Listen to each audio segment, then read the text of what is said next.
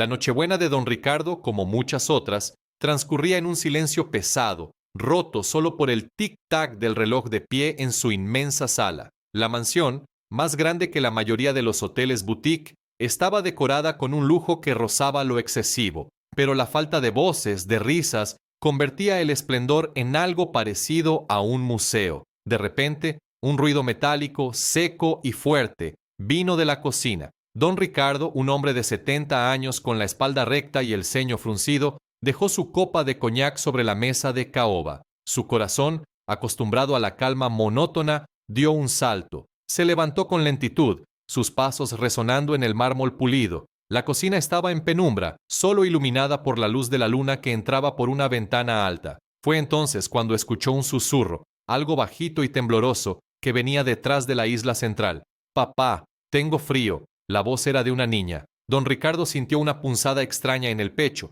algo que no había experimentado en años. Un hombre joven, con una gorra calada que apenas dejaba ver sus ojos, apareció por el borde de la isla. Detrás de él, aferrada a su pierna, había una niña pequeña, tal vez de 5 o 6 años, con el pelo oscuro y despeinado, y unos ojos grandes que brillaban en la oscuridad. El hombre levantó las manos. «Solo queremos calor y un poco de comida, señor. Es Nochebuena», dijo con voz ronca, una mezcla de miedo y desesperación. Don Ricardo no sintió la ira que se esperaría. En cambio, su mirada se fijó en la niña. Estaba temblando, no solo de frío, sino también de miedo. Llevaba un abrigo demasiado grande para ella, desgastado y sucio. El contraste con el calor y el lujo de su mansión era brutal. Don Ricardo los observó, evaluando la situación con una calma que lo sorprendió incluso a él mismo. No había nada de agresividad en el hombre, solo una urgencia desesperada. La niña se escondía cada vez más, como si esperara que el suelo se la tragara. El silencio se rompió con el sonido de sirenas a lo lejos. Don Ricardo había olvidado por completo que su sistema de seguridad, conectado a la central de policía, se activaba con cualquier movimiento inusual. Las luces azules y rojas comenzaron a bailar en las ventanas del salón. Eran los agentes. Los intrusos fueron acorralados. El hombre se encogió, abrazando a su hija con fuerza. Don Ricardo vio el terror en los ojos de la niña. Su pequeño cuerpo temblaba sin control. En la noche más solitaria, la fortuna no pudo comprar compañía, pero la desesperación trajo un eco de humanidad. Los policías entraron, sus linternas iluminando cada rincón. El hombre fue esposado, y la niña, llorando en silencio, fue separada de él. Don Ricardo no dijo nada mientras la sacaban, pero en sus ojos, mientras la veía ser llevada, había un brillo inusual. Un brillo que sugería que esta Nochebuena apenas había comenzado a revelar su verdadero significado. Antes de continuar, suscríbase al canal y díganos dónde nos está viendo en los comentarios. La vida de don Ricardo en la Ciudad de México era un estudio sobre contrastes. Su mansión, ubicada en el corazón de las lomas de Chapultepec, se alzaba como una fortaleza de piedra y cristal, un monumento a su éxito innegable. Desde sus ventanales se podía ver la vasta y vibrante metrópolis extenderse hasta donde alcanzaba la vista, una ciudad que bullía de vida, de sueños rotos y de esperanzas renovadas. Pero dentro de esos muros imponentes, el aire era denso y silencioso, como si el ruido de la ciudad no pudiera penetrar la capa de opulencia que lo rodeaba. Sus días transcurrían con una precisión casi militar. Se levantaba temprano, revisaba los mercados financieros, leía los periódicos y luego se sumergía en reuniones con sus abogados y contadores. Su imperio empresarial, construido con una mezcla de astucia, trabajo duro y una ambición implacable, requería atención constante. Cada decisión era calculada, cada movimiento estratégico, pero cuando la noche caía y los empleados se retiraban, el silencio regresaba más pesado que antes. Las noches de don Ricardo estaban marcadas por una soledad que ninguna cantidad de dinero podía disipar. La televisión, la radio, los libros, nada lograba llenar el vacío que se había instalado en su hogar y en su alma. La sociedad esperaba que un hombre de su estatus estuviera rodeado de familia, de herederos, de una vida social activa. Sin embargo, don Ricardo era una anomalía. Su aislamiento era un tema de conversación en los círculos de la alta sociedad, un juicio silencioso que lo seguía a todas partes. La ausencia de relaciones familiares era un secreto a voces, un recordatorio constante de su historia de distanciamiento y pérdidas. Se rumoreaba sobre un matrimonio fallido, sobre un hijo que se había marchado hacía muchos años y que nunca había regresado. Pero don Ricardo nunca hablaba de eso. Su lenguaje era formal y preciso,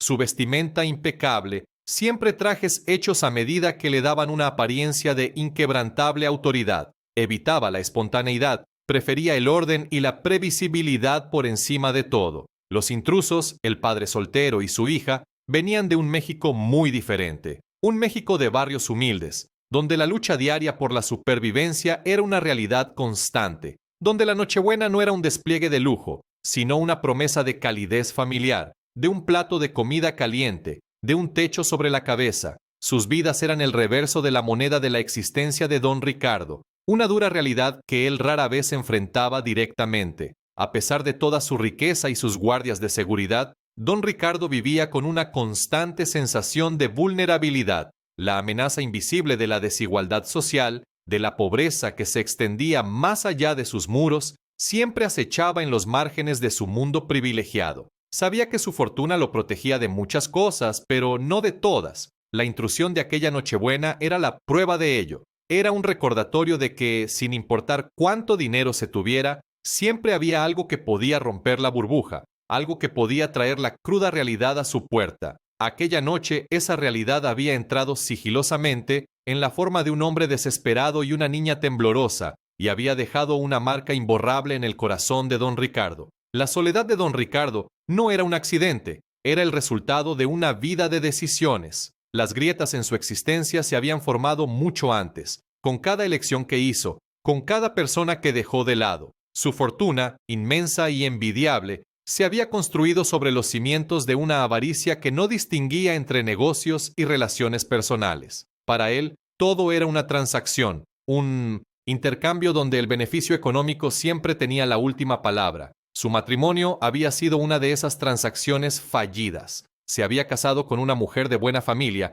pensando en la consolidación de su imagen y la expansión de su influencia. Pero el amor, la compañía, quedaron en segundo plano. Las promesas rotas se apilaban como documentos sin importancia en su escritorio. Su trabajo era su amante, su prioridad, y su esposa pronto entendió que competir con un imperio en crecimiento era una batalla perdida. Las noches en vela, esperando su regreso, se convirtieron en un hábito solitario que ella, a su manera, también aceptó. El silencio, compartido pero no menos doloroso, se instaló entre ellos. El distanciamiento con su único hijo fue una herida que nunca sanó. Desde pequeño, el hijo de don Ricardo había mostrado un talento natural para el arte, un alma sensible que chocaba con la visión pragmática de su padre. Don Ricardo, incapaz de ver valor en algo que no produjera ganancias tangibles, lo presionó para que siguiera sus pasos en los negocios. Las discusiones eran constantes, las palabras hirientes. Los artistas se mueren de hambre, solía decir,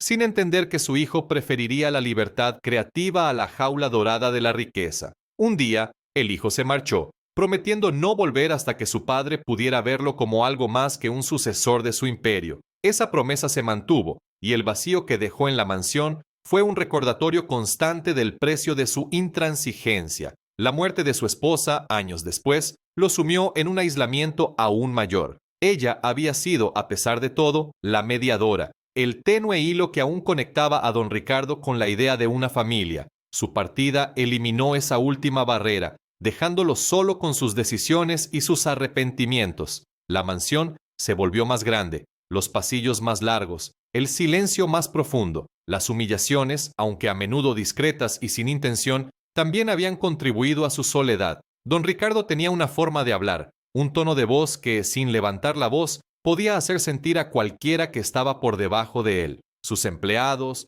sus choferes, sus jardineros, todos recibían un trato que los hacía sentir insignificantes. Sembraba resentimiento en lugar de lealtad, y la gente le servía por necesidad, no por afecto. Sus comentarios sobre la ineficiencia de otros, su impaciencia ante cualquier error, sus expectativas imposibles, todo contribuía a que nadie se sintiera cómodo a su alrededor. Su incapacidad para estar presente en los momentos clave de la vida de su familia era otro comportamiento negligente que lo persiguió. Se perdió el recital de su hijo, el cumpleaños de su esposa, las vacaciones familiares. Siempre había un negocio más importante, una reunión más urgente. Priorizaba sus empresas por encima de todo, creyendo que así aseguraba el futuro de los suyos. Sin darse cuenta, de que en el proceso estaba destruyendo el presente. La culminación de años de desgaste se manifestaba en su Nochebuena solitaria. Su aislamiento no era una casualidad, sino la consecuencia directa de sus elecciones y su carácter. La traición no venía de afuera, era una traición a sí mismo y a aquellos que alguna vez lo amaron. Había sacrificado la conexión humana en el altar del éxito material, y ahora, en la quietud de su mansión, esa factura finalmente llegaba. La Nochebuena, que había comenzado con una intrusión inesperada, se convirtió en un catalizador para la crisis personal de don Ricardo. Después de que la policía se llevara al padre y a la niña, el interrogatorio fue inevitable. Don Ricardo relató los hechos con una frialdad y una precisión que contrastaban fuertemente con la intensidad emocional de lo sucedido. Su voz era monótona, sus palabras medidas, como si estuviera dictando un informe de negocios. No había rastro de miedo, ni de ira, solo una distante descripción de la secuencia de eventos. Los oficiales, acostumbrados a todo tipo de reacciones, lo observaron con una mezcla de respeto por su estatus y una curiosidad silenciosa por el vacío que parecía rodearlo. La noticia del allanamiento, como era de esperar, no tardó en filtrarse. En el círculo social de don Ricardo, los murmullos comenzaron a extenderse. Viejos conocidos, socios de negocios y empleados de otras de sus propiedades comentaban el incidente. Algunos expresaban preocupación por la seguridad de los ricos en la ciudad, otros, más discretos, hablaban de la soledad que siempre había rodeado al magnate. La prensa local, siempre ávida de historias que mezclaran riqueza y drama, especulaba sobre los motivos y las implicaciones del suceso en las lomas de Chapultepec. Aunque don Ricardo no leía esos periódicos, el eco de esas conversaciones llegaba a sus oídos a través de su personal, que no podía evitar escuchar los comentarios. Los juicios silenciosos eran los más difíciles de ignorar. El personal de la casa, los jardineros que mantenían impecables sus extensos terrenos, los guardias de seguridad que patrullaban sus muros, todos observaban a don Ricardo con una mezcla de lástima y una distancia respetuosa, pero palpable. Sabían de su fortuna, de su poder, pero también eran testigos de su aislamiento. Veían la mesa puesta para uno, las luces encendidas en pasillos vacíos, el silencio que no era de paz, sino de ausencia. Sus miradas, aunque fugaces, transmitían un mensaje que don Ricardo no podía ignorar. Su soledad era un hecho conocido, una verdad que no se podía ocultar.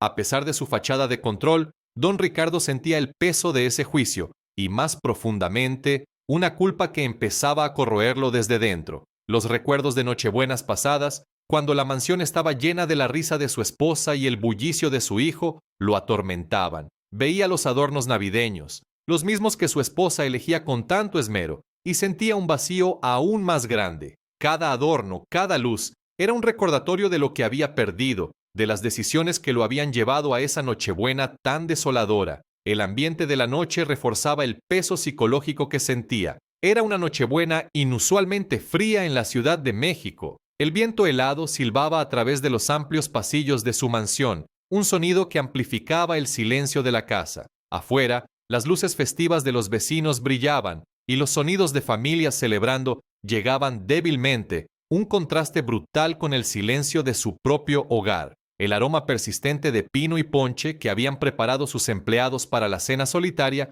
se volvía casi insoportable. Esos olores, que antes le traían recuerdos cálidos, ahora eran un recordatorio punzante de un tiempo que ya no existía para él. La soledad se volvió casi tangible, una presencia opresiva que lo envolvía, haciéndolo sentir que la mansión, antes su refugio, ahora era una jaula de oro. La mañana después de aquella Nochebuena tan extraña, don Ricardo se encontró inmerso en el proceso legal contra el padre. Su abogado, un hombre meticuloso y acostumbrado a tratar con la élite de la ciudad, le presentaba los detalles del caso. Fue entonces, en medio de la frialdad de los documentos y las estrategias legales, cuando la historia completa del hombre comenzó a revelarse. El padre, un soltero que había luchado toda su vida, había perdido su trabajo unas semanas antes. La hipoteca de su modesta casa ya no podía pagarse y la había perdido. Su desesperación era palpable. Solo quería darle algo de calor y comida a su hija en Nochebuena.